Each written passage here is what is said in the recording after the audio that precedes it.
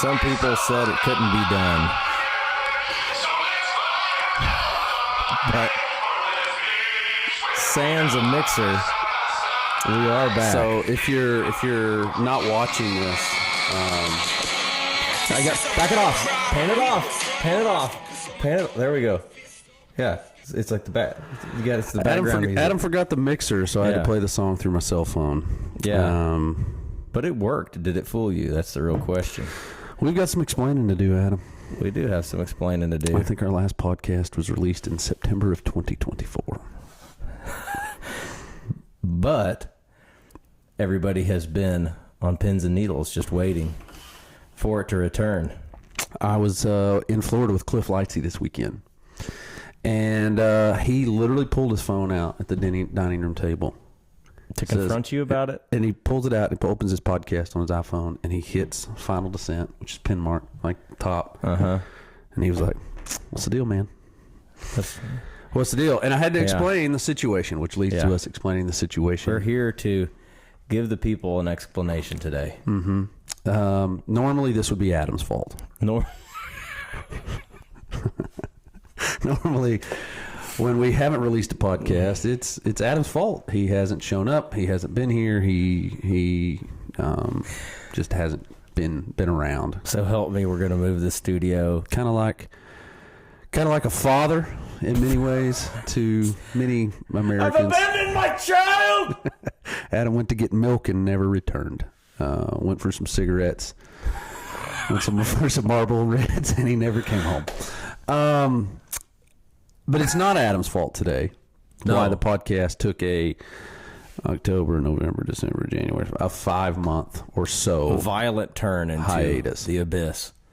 The reason for our absence is podcast has to be hosted, and we use a particular website called podcast.co. Mm-hmm. It's a British company. Mm-hmm.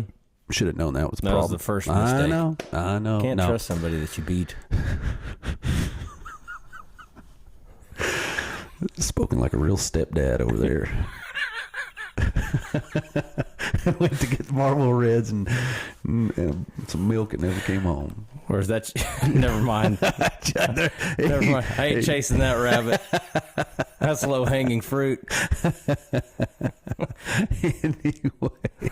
We're back. But I used there was a guy that I knew named Jeremy, and he did several podcasts.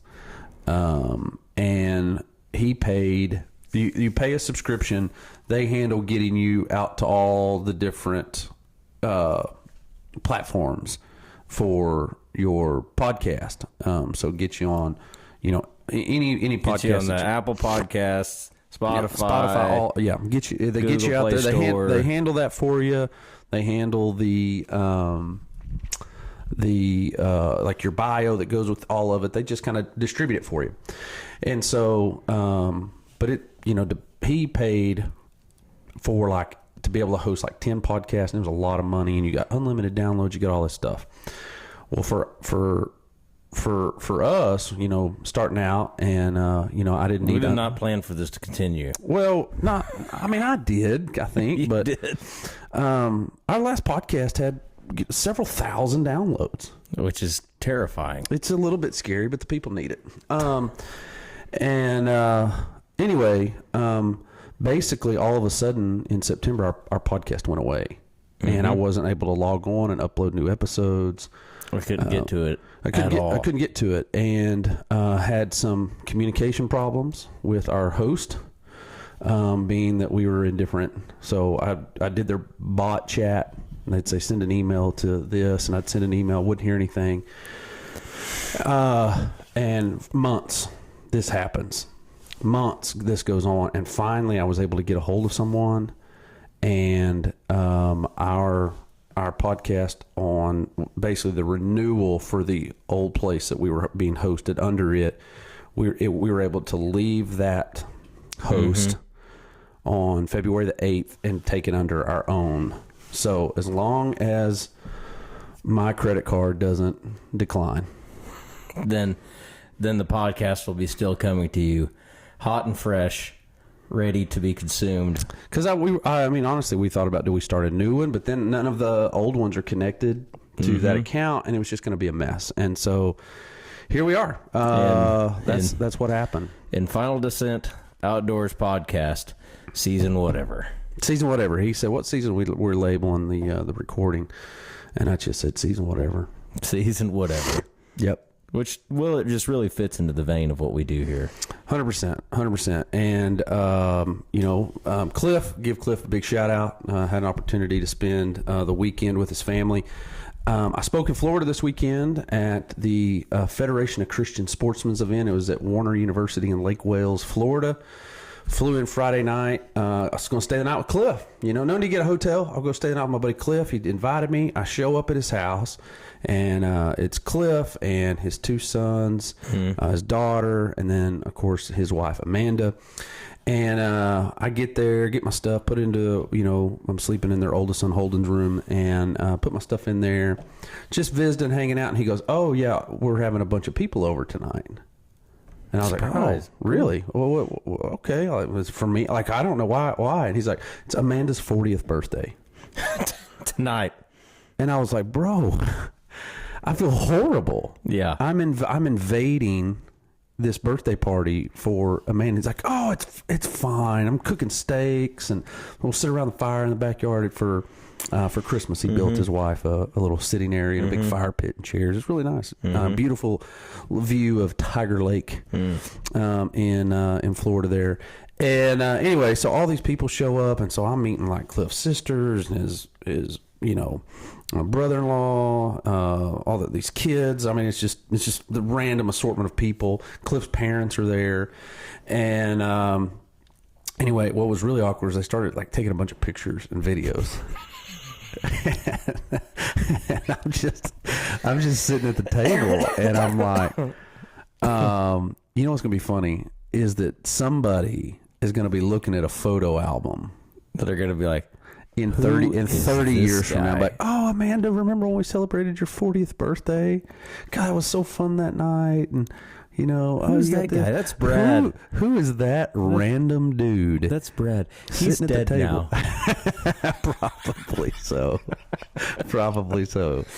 Probably so. Dead at 73. But yeah, no, it's so it was a little bit awkward. He died shortly after this picture. Oh my gosh. Shortly after. How shortly? I hope you're not. He died 6 months and 18 days. So I what need day to would know that be? what day would that be? We passed the mark. 6 months and 18 days after Well, this photograph was taken. So all right, so let's Saturday do the was math. the 22nd. When's the Reaper coming for you? 2, Well, and then if 3, that happens, 4. I may be starting a prophetic ministry. 5, 6. So July. How many days? 18 days. 13, 14, 15, 16, 17, 18, 19. August the 9th, I'm supposed to speak. No way. Don't get on that plane. Don't get on the plane. I speak in Bonner Springs, Kansas, Oh, so is that a drive? just outside Kansas Oh, you'll City. be fine. You'll be fine. Yeah. So August 9th, I'm in Bonner Springs speaking. So does that, if you die on that trip, does that make me accessory to murder? Well, possibly. Or a witch that needs burned at the stake. Or a demon. Or a demon that needs burned at the stake. I'm not 100% sure. But the event was awesome, went great. Those guys do a great job. This is their 18th year putting on that event. They've had me speak at it 3 times. They got Hank Parker coming next year. But anyway, good time. Enjoyed hanging out with Cliff. Went to church with them in Winter Haven at Haven Church. Awesome service. But I will say this: there's incredible service, awesome service. One thing bothered me. Can I be that guy? Yeah, that's as you can. We both spent time in ministry. Been there. I'm actively pursuing all of these things. Go for Can it. I just vent for a minute about things that I observed? Send it. The music was awesome. Mm-hmm. They had a giant screen. The whole back wall was a screen, Like a video wall video kind of a wall. thing? Yeah. Awesome. Yeah. Awesome. And I'll tell you something else too. The church was incredibly diverse, not just ethnically, because it was very diverse. Mm-hmm. But even age-wise, there was old people, young people, middle-aged people. There were kids. There was teenagers. There was black, white, Hispanic, Indian. I mean, it was just this incredible mix of people. You know, Like the kingdom of God.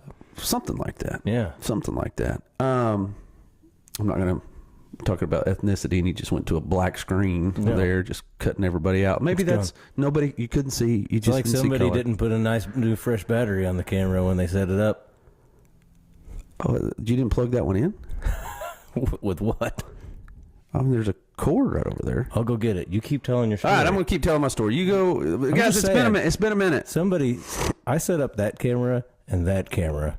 I didn't put that one on there. I did, but I'm going to hold Okay, you so you accountable to it. Okay. Anyway, worship service was awesome. Music was incredible. They did a great job with the music. They did a great job with how they did announcements. We've been drinking this morning, stumbling around here. Anyway, everything was awesome. I was incredibly impressed. The preaching was good, solid, well done. The thing that bothered me probably the most, and I think it probably, I think it's probably more because we do media for a living, right? And so because we do media for a living, I pay attention to media things. Okay. That is probably my, I think you may have to adjust the color again to that one. The reason this morning that I had to play the song through my phone is that the mixer was at Adam's house, our sound mixer. And it did not. He was like, yesterday, he's like, I just can't forget my mixer. And then he shows up and goes, I forgot the mixer, which makes me feel better about myself because usually I'm the screw up. Mm-hmm. Anyway, but because we own a media company, I pay attention to these things. A church that has a very rich media presence, right? Big media wall. They got all that stuff. They got a big video wall. Huge video wall. So if you got it, you got to use it in appropriate ways. Right. They have a guy in all black. Okay? Mm-hmm. Running around with a DSLR. Yeah. Live streaming. Yeah. Through it. Yeah. When you have a giant video wall, and it is full of vibrant color, and you are walking from the drummer to the singer across the front of the stage to the guitar player. They had a roamer, huh? To the yeah. The dude was all over the stage filming, you know, and it was, to me, it was very distracting. Yeah. Like he's in all black. Yeah. But the problem is that he's not walking behind the wall. Yeah. He's in front of the wall. Yeah. So like the whole time we're singing, you know, he's Rome camera. he's Rome camera. He's Rome camera. Yeah. And I was over here going, every one of these shots could be accomplished either by going two people, right, investing in another camera and a dude, or multiple cameras that are stationary that you could switch to. Anyway, what are your thoughts on the Rome guy? The Rome guy, From a production I find standpoint, the Rome guy distracting to the live audience. To the production, they're incredible. right? But I do know that, like, I've seen other roamers at churches, and they literally Is that official? Like if we Rome camera. Rome cam, So like, and they'll have like the kinda full blown cage, you know. rom com. Yeah. They'll have the full blown cage with the gimbal on it and all that stuff. And so they'll straight up just like walk up onto the stage during, and you're like, what's happening? No, that's where we were at. Like this guy is on the stage. I think a lot of those people, a lot of those places, they like consider that person like he's a part of the worship team. And so, like, seeing it for the first time, it's super distracting. But after you see it a few times, you probably don't even notice it anymore. Well, I'm never going back. I'm not going to give him a second chance. I'm just kidding. That's just, I don't know. It was just me. I would not do it personally because like you're saying, like I feel like we could have other ways. Yeah, I think there's other ways to pull that off. But honestly, though, the service itself and the vibe of the church was incredible. It was refreshing. I enjoyed it. That was my only complaint about it. Can you turn the sound down? It's a little loud. So I'm just thinking like the church Karen. Yeah, I know. I've got a little church Karen vibe going. I do. It needs to be so at New Church, there was a guy when I was running the sound, and he would actually come up with his own decibel meter. Oh, gosh. And say, it is over. I know I've talked with the pastors, and they have said that has to be under this 90 dB threshold, and you're at 91. I'm like, okay, cool. And then you just like hold your arm out and go. And they're like, thank you. And you didn't touch anything? Yeah. Yeah. Yep. Yeah. So do we want to spend some time talking about some church Karens? We can't. There's lots of them. There's lots of them. Maybe we've talked about some of these in the past, but I can think of a few really, really good church Karen moments in the past. When we lived in Sulphur, and I was serving at First Baptist or Crossway Church now in Sulphur, served there for about a decade as a youth pastor. We were a church that was big church numbers from a youth ministry, small church budget, right? And so for a while, we were doing 2 weeks of Falls Creek, going to church camp. So we did 2 weeks of camp, and so we'd do a junior high and a high school, and then we would do super summer. And then we were heavily involved in Vacation Bible School. So plus all of our other activities we would do throughout the summer, swim parties and lake parties, and all the stuff that we did in the summer. Very active youth ministry in the summer. And in June, I was gone 3 weeks in June, like Monday through Saturday. I was gone three weeks doing church camp. We also had a heavy rainy season that year, and I'm trying to remember her name because I would love to throw her under the podcast bus. I can see her face. Oh God, what was her name? It's anyway, like the first time I ever heard you not remember a name. Well, I tried to block it out. That's send it to a deep dark place. What was her? It'll come to me. I'm gonna. It'll be in the middle later. All of a sudden, it's gonna you're just gonna scream some person's name.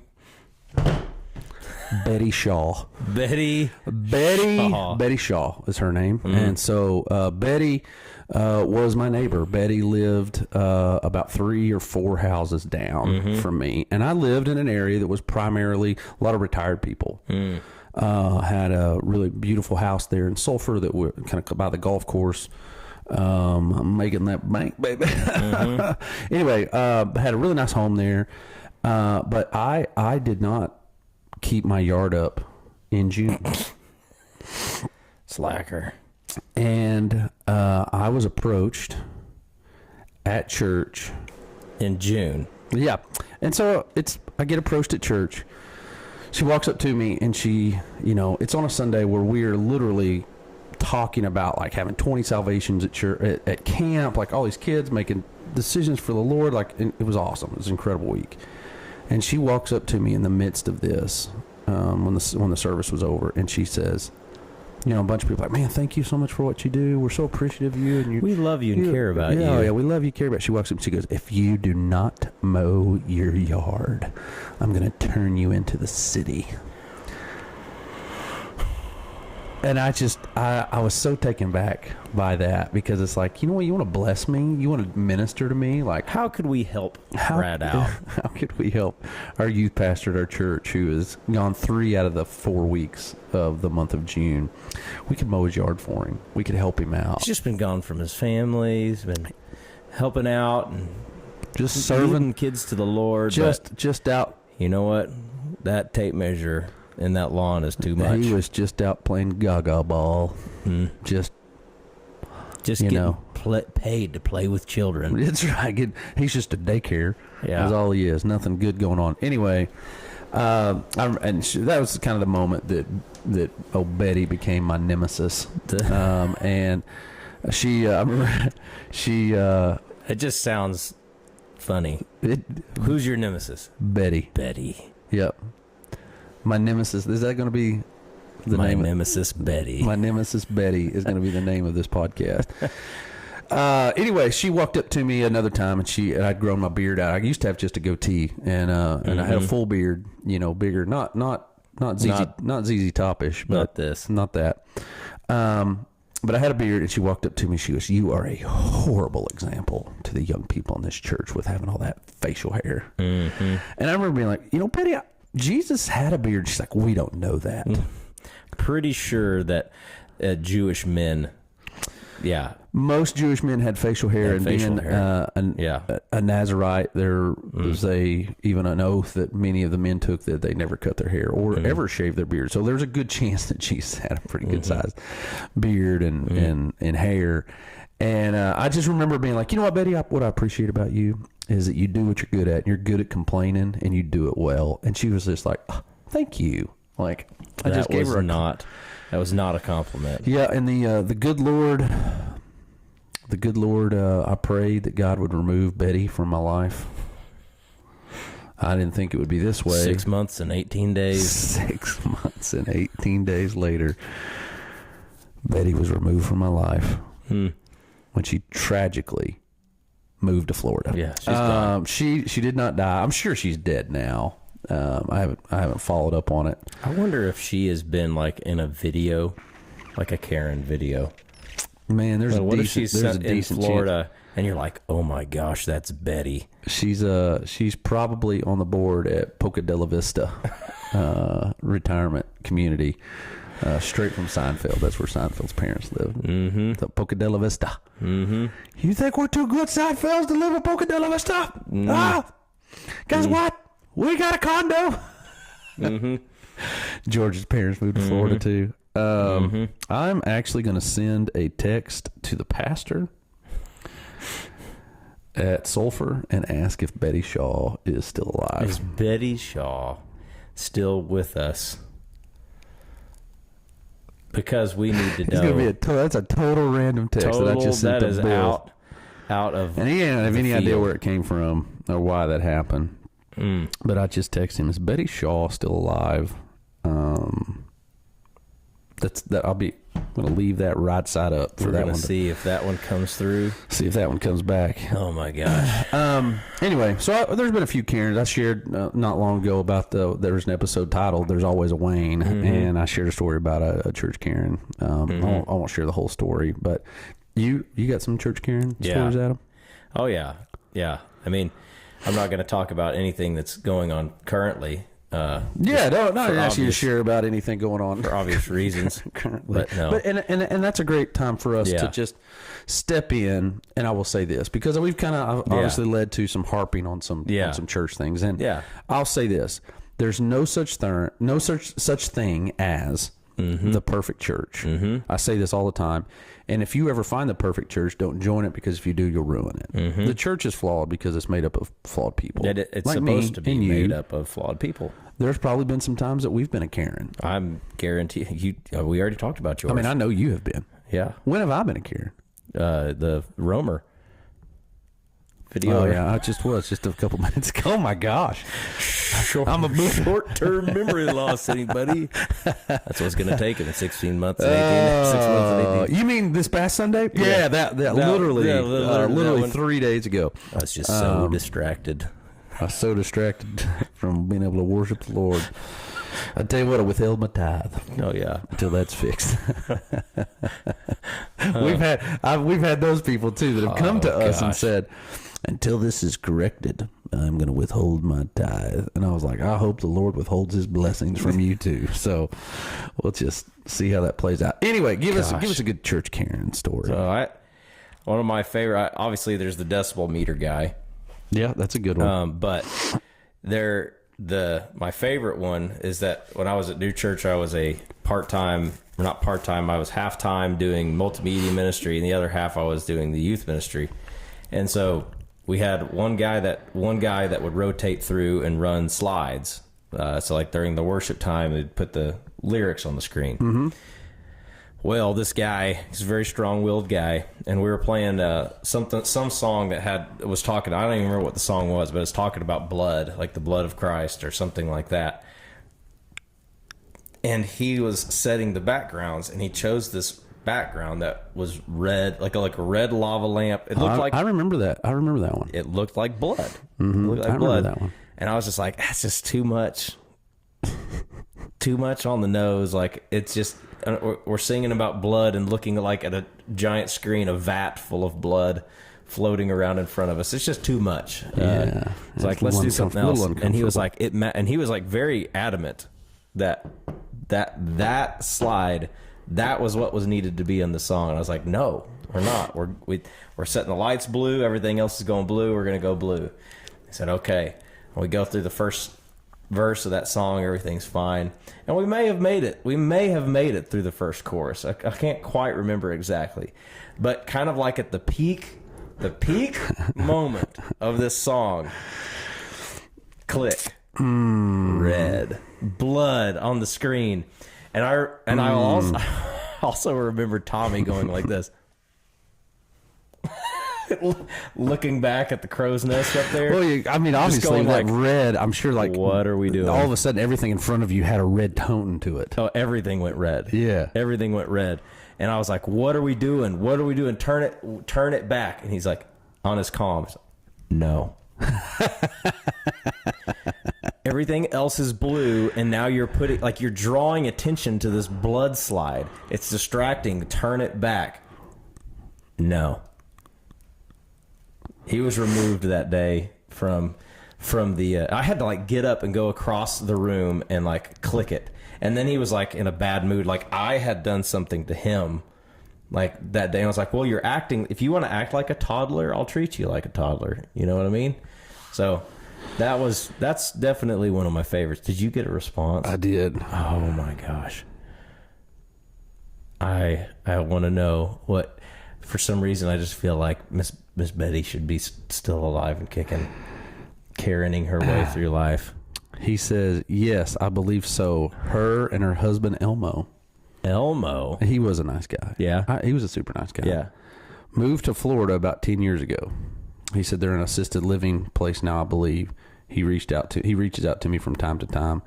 Also asked me if I would, when it was his time, if I would come and do his funeral. Oh, yeah? Yeah. Elmo's a great guy. Yeah. And so Notice he didn't talk about Betty very much. there's more bubbles. There's bubbles happening.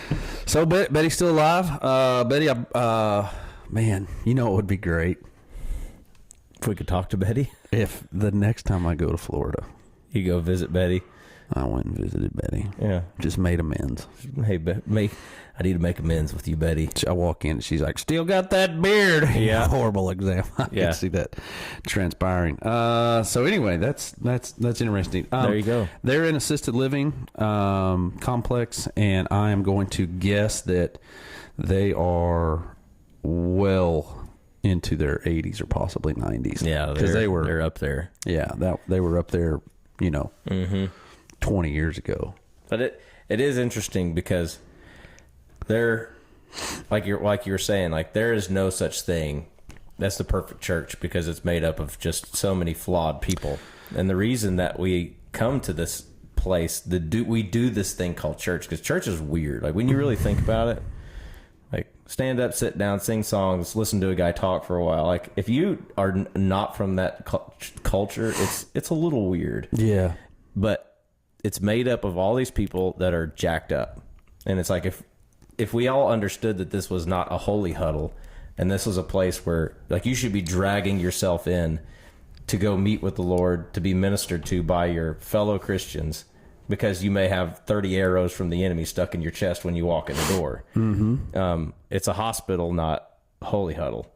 Like that changes your perspective on church. It does. No, 100%. And I just shared this when I was in Florida. Something I mention a lot is that And I've talked about it on this podcast before, is that, I'll travel and speak at men's events, and I'll have guys come up to me, and men will be like, well, I talk to God in my deer stand, but I don't, I don't go to church. It's full of hypocrites. And that's where I said, if you ever find the perfect church, don't join it, because if you do, you'll ruin it. The church is made up of flawed people, just like me and you. And, but the importance of being plugged into the church, is, number one is, Satan wants to see us fail. And, one of my favorite verses, and I use it a lot, 1 Peter chapter 5, verse 8, it says, be sober minded and alert, for your enemy, the devil, prowls around like a roaring lion looking for someone to devour. And the easiest prey for a lion is a zebra that's by himself at the watering hole. And, when we make a decision to say, hey, I'm going to be plugged in, I'm going to be part of a herd, if you will, part of a fellowship where I'm drawing strength, I'm involved in small groups. And I'm not talking about just showing up on Sunday. No, it's way more than that. It's being family. It's being family, and you guys are killing that right now. With your church in Wellston, FBC Wellston. Talk about your Sunday night small groups. Yeah, so we've been doing small groups. We kind of implemented this.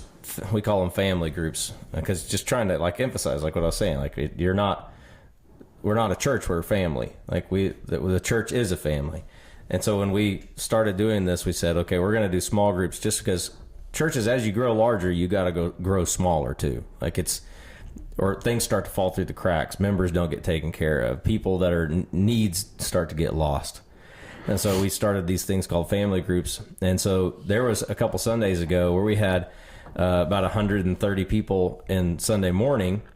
It was a little bit lower than normal. And so we were like, oh, it's just a fluke Sunday, not a big deal. Check in on some people. But that night we go to do family groups, and online we have this form that all the family group leaders go, and you just kind of any things that need to be communicated up the ladder or anything like that to the leadership or to staff, and then also attendance and all that kind of stuff.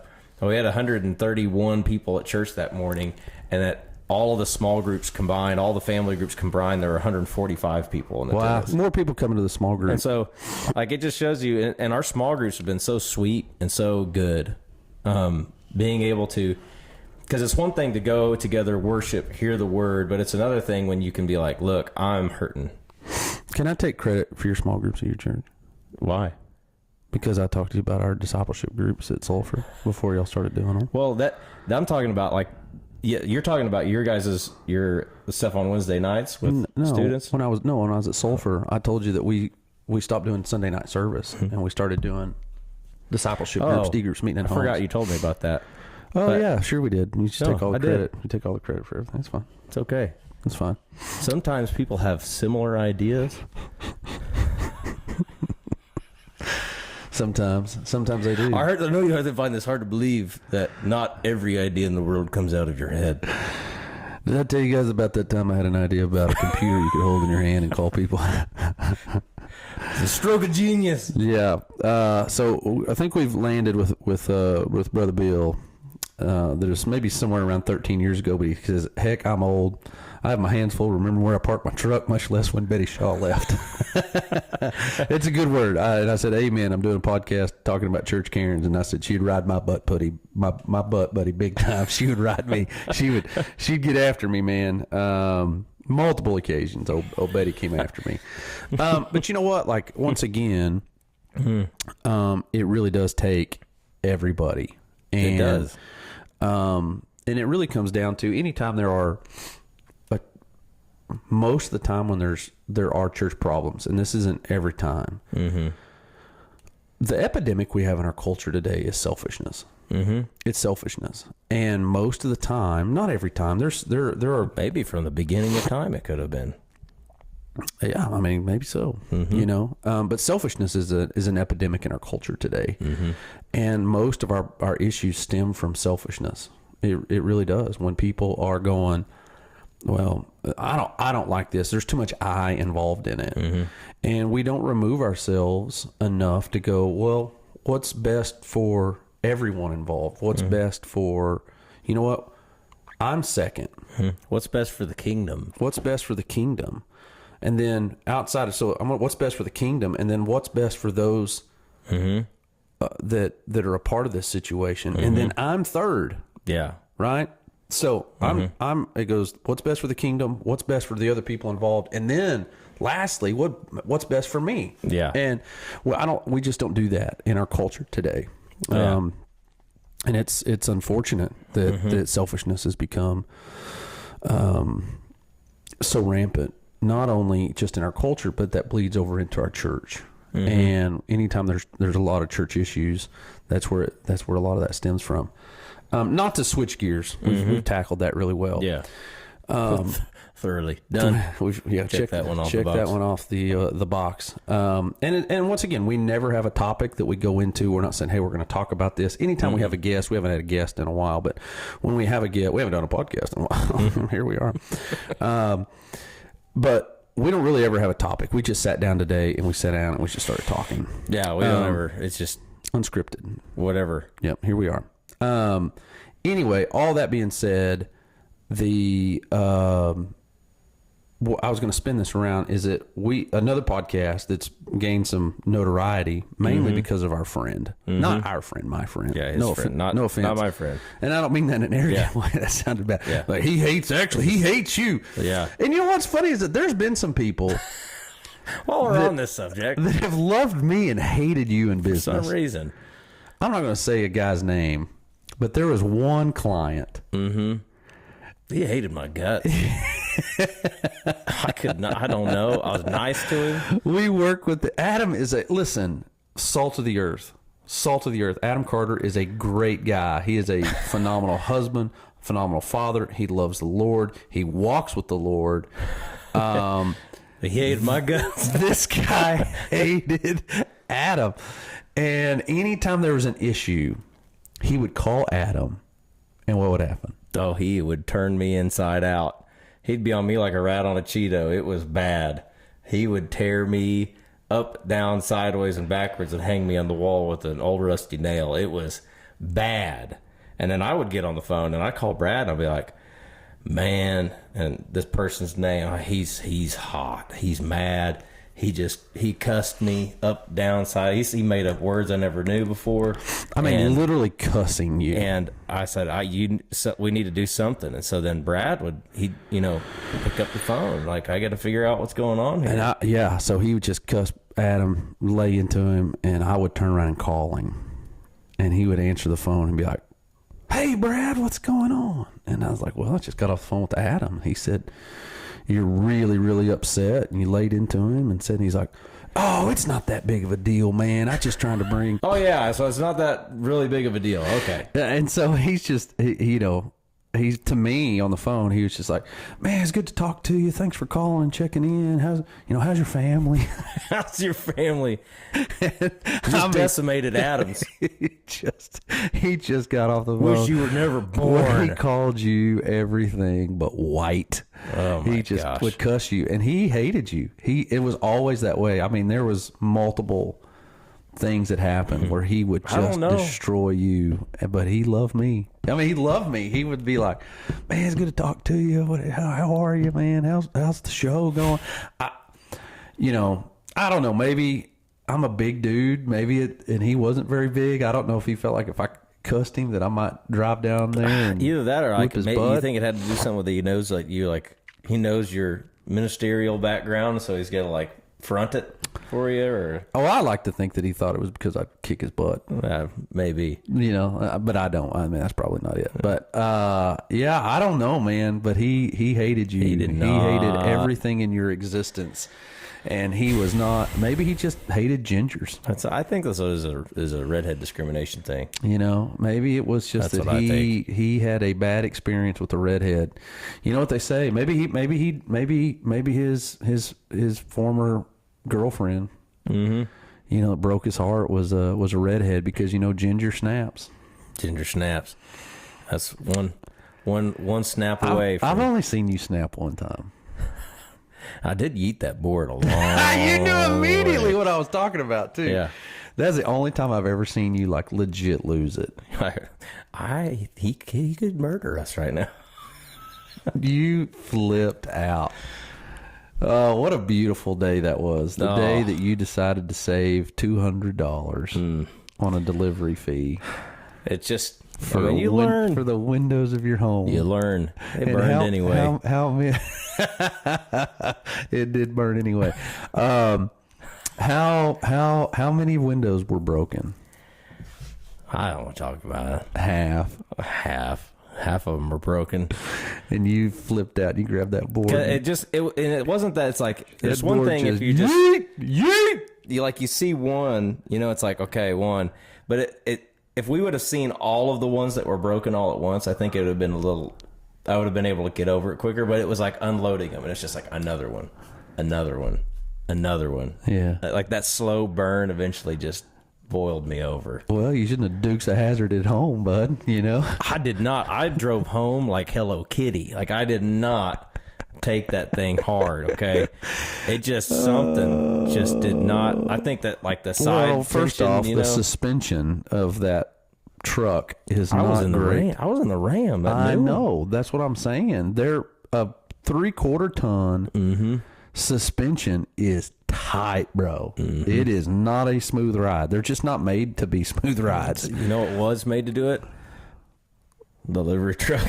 That's exactly right, buddy. People professionally that do it, but you wanted to save $200. $200. How much did it end up costing you? I don't know. It Because was they were back ordered. Remember that too? they were back ordered. It took. Well, what was kind of nice. The only saving grace in that, and I don't know if I've ever even told you this, that they sent the radio, the windows with the wrong, we ordered them to where like they were supposed to open halfway, and they sent them like the 2/3 down, where like the little mini windows on the bottom. Yeah. So some of those that were broken, I didn't have to pay for. Oh, well, So look at you. Good Lord looked out for you. That was elite. So I ended up paying for like 5 windows again, which was great. That was more than $200. No, it was about $1,500 is what it was. But like you said, hey, it all burned up anyway. It all burned up anyway. And that's what's funny about it is like at the time, like all that anger and aggression and madness and all that stuff's like, what is it really? Like full lamentations. Like, what does it really matter? I'm thankful that you've never seen me get mad. I feel like I've seen you mad a few times. I'm just kidding, bro. There's been. I feel like I've seen you mad a few times. What's one that sticks out where like I was like legit?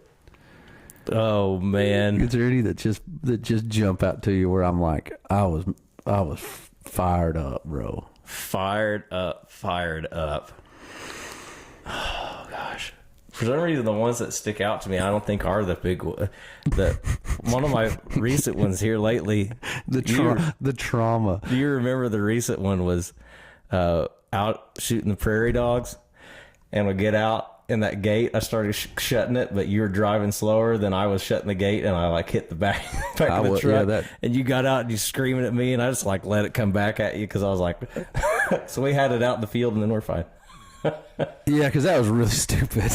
That was like that was one of those like I was like, this is what my 8-year-old son would do. Yeah, he would shut the gate and hit my pickup with the gate. And here's Adam just like oblivious, and you smoke. It's like when you're trying to time something just right. That's what it was. God, that's so stupid. So I'm not arguing with you that it's stupid.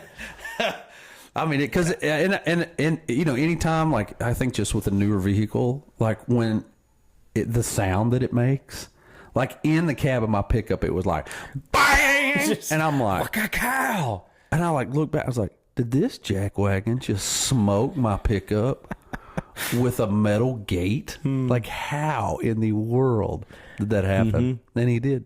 And he did. And I jumped out and yelled at you, and you said, and I remember like what you said back was so stupid. Like it was just like, I don't remember what you said, but it didn't make it, and it kind of caught me off guard. It was one of those funny because like you were like I was pissed at myself for doing it, and then you were the dead horse kicker on top of it, and so then you're like, and I was like, it was just an accident. Yeah, I remember exactly what it was, but I remember being just like, what? Whatever, got in my truck, and then we were fine. We took our aggression out on prairie dogs. Yeah, we shot a lot of them that day. It's one of those things like every time in my life that I look back where I've just like literally lost my crap, I've look back on it and realize it doesn't really even matter that much anymore? I don't know. I can't say the same. There's been some moments where I've lost it, and it was vengeance was worthy. In some moments where flip some tables, ran some people out. Mm-hmm. I've had a few of those righteous. I believe there is a thing called righteous anger. No, it's be angry and do not sin. That is straight scripture. Yeah, I think it's a little gray area. Like, what are you angry about? Are you angry about the injustice that's been done to the others, or is it I'm mad that I've had injustice done to me? Or it's one of those things. Man, that leads into probably a great closing story. I had a company that we dealt with that things did not end well between them, and they were our friends. You agree with that? I would agree with that. Friends, I would consider them friends. Very good friends. Very good friends. I think we've alluded to this one before a little bit. We have, but there has been some circumstances that has even changed it a little bit. I considered them my friends. I was close to them. I love them. I love their company. I love the people involved in it. And there are times, you had a conversation with them because I can be brash.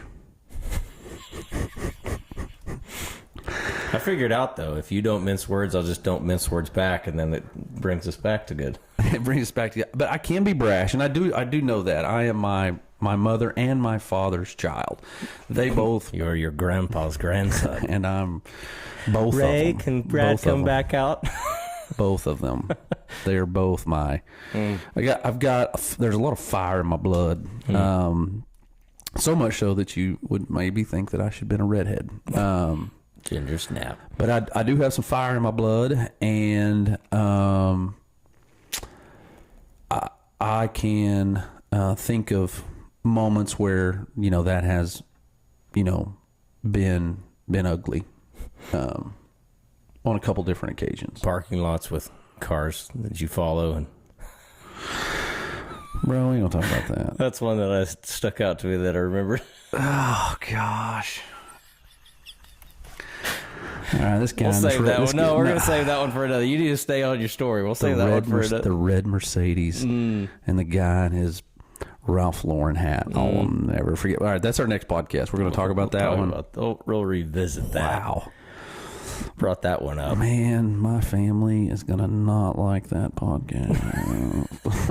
As I was on my way to pick up my son from his Christian school. Anyway, there's a little cliffhanger for the next episode. But this company, we've been over backwards in a lot of ways for them too. They had some financial issues and some things that had happened, and we deferred payments for a year. Because we believed in the people and we believed in their product and we wanted to help them. And so we deferred payments for a year, just trying to help them. And anyway, there were some lies told, some things made up, relationship really fell apart, really ugly, threats of lawsuit, just really, really bad. And I remember being so hurt by it, by the people involved in it, people that I cared about and that I had done things for above and beyond, like we had been a friend to them. Like been a friend to a friend so much. Both been friends. I flew halfway around the country to perform a wedding for one of them. And like I said, I loved them. Cared about them, and now they don't speak at all. And I remember just been really, really frustrated. And I was at a point where that boiling up inside of me was there, and just being like, okay, like vengeance. Like I can't believe they've said these things, hurt my reputation, hurt our reputation, by saying these things. But then I was like, I also have to think about the source. And I was like, I'm going to give it to the Lord. Vengeance is the Lord. And I remember praying that, like, Lord, I am praying that you protect us, and I just pray you handle the vengeance, and I'm going to give it to you. And I remember having a peace about it. Consider it all joy when you're persecuted and slandered. Like we talked about that too. In a sense, yeah, man. And so I gave it to the Lord. And, man, sometimes when we pray that stuff and the Lord actually does what he says, it's a little scary. Yeah. That company, got hit by a hurricane. And it no longer exists. People lost their homes. Some of those people lost their homes. They lost everything. And it really made me want to reevaluate, like, man, dude, what I prayed, in a sense, happened. And was I really that mad? Was I really, you know what I mean? Like it really was a lesson of me being like, obviously the Lord was in that, and he's still in the midst of that, and the Lord loves them. And I believe God's always in the eye of a hurricane, this time literally and figuratively speaking, that he's at work there. But when there's a mist of righteous anger, there's times where wrongdoing, where we just give it to the Lord, and sometimes there's a big stick involved, and sometimes it doesn't feel like there's any at all. Where do you feel that we find, in a sense, vindication, but just like a sense of the weight of this being lifted off, that it's now turned over to him? Like, where do you find peace in those moments? Like, well, the peace of God will guard your hearts and minds in Christ Jesus, is what it says. Like when we give it to him, when we ultimately give it to him, it's a relinquishing of all control. And like one of my favorite quotes is, you can have control or you can have a movement of God in your life. One or the other. And when we think about like that relinquishing of control, like it is one of those things that being able to say, like, we trust that when you say, and I remember we've been in the car together in a situation where we felt like we were unjustly treated, and I was stewing and I was ticked and I was mad, and I remember you started just like all you knew to do in that moment was just start praying. Yeah. And it was like, Lord, we know that you say that vengeance is mine, and you will take care either in this world, in this life, or at the day of judgment, one way or the other, you will make all things right. Yeah. And there is a crazy peace that rests on you when you relinquish that control, because harboring it is just bitterness, and bitterness will rot your bones. It's like that's something that we hold to, and like sometimes we're better at it than others. And there's sometimes where things come up, and I'm like, me, like, what's interesting about our walks, and other people may see this too, is like the more mature I get in my walk, the more quickly I realize that I run to the Father instead of like try to do it on my own. Like if something comes up, I take a lap first. Yeah, sometimes you need a lap. Sometimes you need a lap where like I need a lap first. I'm glad that's, this is just me being honest. I'm glad that you're at a place where you're like, hey, I'm good. But it's not that I'm good. It's that like there's like that situation where you can go to the Lord. Yeah, you can go to the Lord. I'd have to, like you said, I have to take a lap first.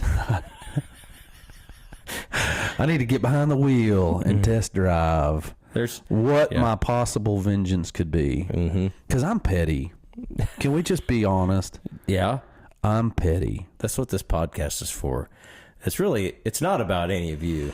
This is therapy for us. It is. This has been a great conversation today. It's been a great conversation, and maybe not as entertaining as, let's say, the Meth Maker 3000 episode.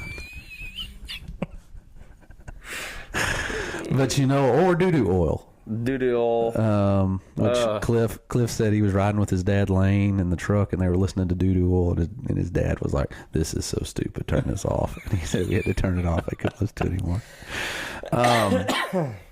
But I mean, that's what it should be, and I know that's what I should be. I should be in a place where when those things happen, I immediately say, Lord, but instead, I'm immediately going, where's my pistol? Not really. Yeah. No, that's it. whatever pace of time it takes for whatever individual, it's. And I think a lot of it that came from the fire for a lot of it for me. It's that was a moment where, I mean, Your I had reliance nothing to was do. on the Lord, I had nothing to do but hit my knees. Yeah. That was it. And I should be that way too. I mean, I've buried all my parents. You know, I've had you know, moments where there was nothing else to do, and that was my first reaction, was to go to the Lord, because I didn't have anything else to. Yeah. You know, that moment when my mom died. Yeah. And I did CPR, and, you know, she died in the passenger seat of our vehicle going down the road. I didn't have it. There was nothing else. That was it. So, yeah. Anyway. I mean, I know you ran to the Lord at that point. I mean, you called me and you're like, pray. Yeah, it was. I called a handful of people and said, pray. This is where we're at right now. And there's been other times too, like Matthias just went and had his appendix done. You called me and you're like, hey, go in the emergency room, pray. Yeah, Matthias, my oldest, had to have his appendix removed. It was fixing to rupture. It was already leaking. Had a leaky one. Anyway. He's a leaker. He's a leaker.